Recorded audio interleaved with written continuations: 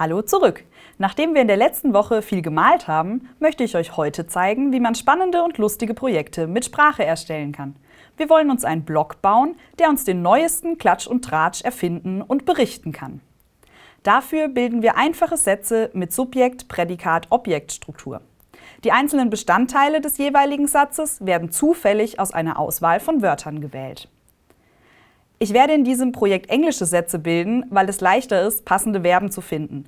Wenn ihr das Projekt lieber mit einem deutschen Satz machen wollt, achtet darauf, dass ihr Verben mit Akkusativobjekt verwendet. Um die Auswahl an Wörtern zu bilden, benutzen wir einen neuen Datentyp, Listen. Listen könnt ihr in Snap in der Variablen-Kategorie finden. Alle roten Blöcke hier sind geeignet für Listenoperationen. Eine Liste ist ein Datentyp, in dem ihr verschiedene Werte abbilden könnt.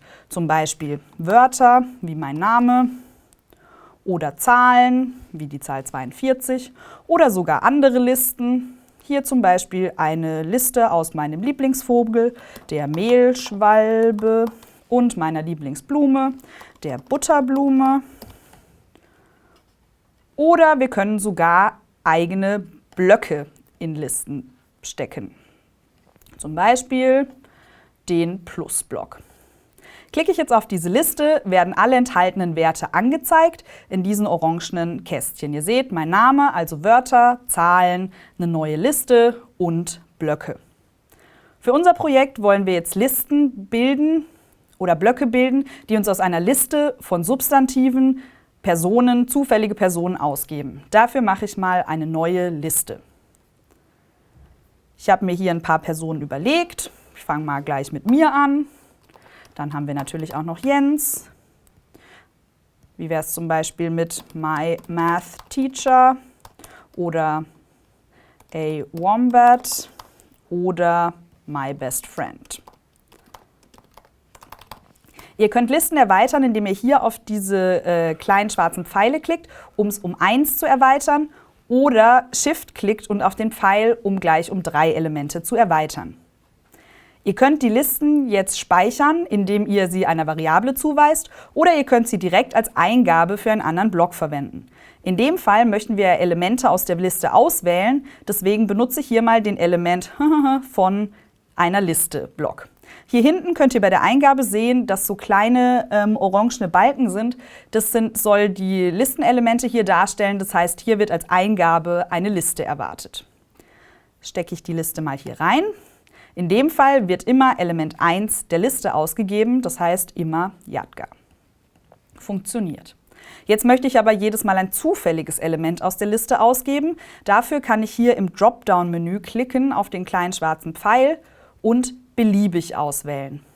Was der Block jetzt macht, ist, er sucht jedes Mal ein beliebiges Element aus meiner Liste von Personen aus. Wir testen das mal. My Best Friend war es in diesem Fall, dann Jadga, A Wombat, Jens. Das heißt, jedes Mal wird ein zufälliges Element aus der Liste, die ich als Eingabe benutzt oder Eingabe eingegeben habe, verwendet. Daraus wollen wir jetzt uns einen Block machen, der jedes Mal ein zufälliges Element zurückgibt. Ihr erinnert euch, um Blöcke zu machen, können wir zum Beispiel hier auf das Pluszeichen klicken. In dem Fall wollen wir eine Funktion erstellen. Eine Funktion in Informatik ist ein Block, der einen Wert zurückgibt, also zum Beispiel ein beliebiges Element aus einer Liste. Wir wollen, dass es ein Listenblock ist, also klicke ich hier auf die rote Kategorie und dann kann ich einen Namen aussuchen. Der soll Personen zurückgeben, also nenne ich ihn mal Person.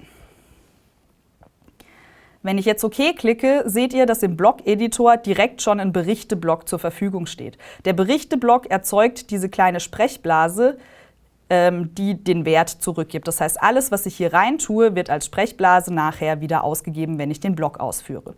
Ich kann jetzt einfach mal meine Liste hier reinziehen und Anwenden klicken und dann können wir den Block schon testen. Ich hole hier meinen Personenblock raus und jedes Mal, wenn ich klicke, wählt er ein zufälliges Element aus meiner Liste aus. Wunderbar, funktioniert. Jetzt machen wir genau das Gleiche nochmal mit Verben, weil unser Satz natürlich auch ein Prädikat benötigt. Ich erstelle einen neuen Block, wieder bei Listen. Es soll wieder eine Funktion sein und ich nenne diesen Block mal Action, weil es um die Aktion geht, die die Person ausführen soll. Auch wieder möchte ich ein zufälliges Element auswählen. aus einer Liste aus Aktionen, Verben. In dem Fall nehme ich mal dances with oder draws a painting of, likes singing with, plays in a band with. Und das können wir einfach wieder als Eingabe für den Block benutzen. Anwenden und testen, ob es funktioniert. Wunderbar, auch hier kriege ich jedes Mal ein zufälliges Element aus meiner Liste ausgegeben. Für meinen Satz heißt es, ich bilde jetzt jeweils eine Person, danach führt diese Person eine Aktion aus und hinten dran kommt nochmal ein Objekt, das kann ich wieder aus dem Personenblock auswählen. Um das zusammenzufügen, kann ich den Verbindeblock benutzen. Den findet ihr in der Operatoren-Kategorie. Verbinde Hallo Welt steht da drin. Was der macht, ist, ich kann hier verschiedene Elemente eingeben und der verbindet die zu einer Ausgabe. In dem Fall möchte ich eine Person haben. Danach kommt ein Leerzeichen. Danach soll diese Person eine Aktion ausführen. Danach kommt wieder ein Leerzeichen. Und danach kommt nochmal die Person, in diesem Mal als Objekt. Gucken wir mal, ob das funktioniert. Wunderbar, Yadgar plays in a band with my best friend. Probieren wir es nochmal, nur um sicher zu gehen. My best friend plays in a band with a wombat. Wunderbar, das heißt, wir können jetzt unsere Sätze bilden.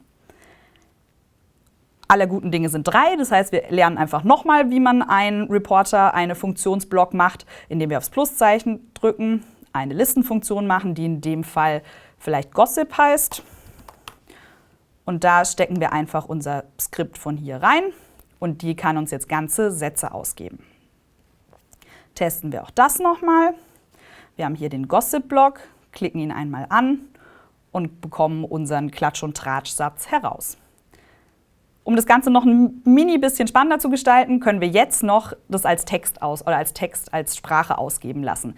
Dafür können wir uns eine Text-to-Speech-Library bzw. ein Text-to-Speech-Modul aus den Modulen importieren.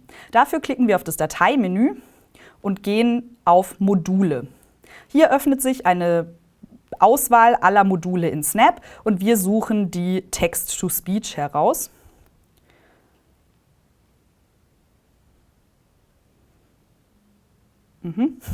Wie heißt die auf Deutsch?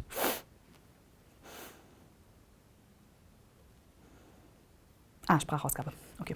Wir suchen uns die Sprachausgabebibliothek heraus und klicken hier einfach Importieren. Die Blöcke, die wir aus der Sprachausgabebibliothek bekommen haben, finden sich in der Klang-Kategorie. Hier kann ich einfach als Eingabe einen Text benutzen und der wird dann von meinem Browser ausgesprochen. In dem Fall möchte ich einfach meinen Gossip als Eingabe verwenden und kann jetzt klicken, um den Text auszugeben. My best friend dances with a wombat. Nochmal. My math teacher draws a painting of Yadgar. Wunderbar. Ich bin gespannt, was euch erzählt wird beim Klatsch und Tratsch und wir sehen uns im nächsten Video.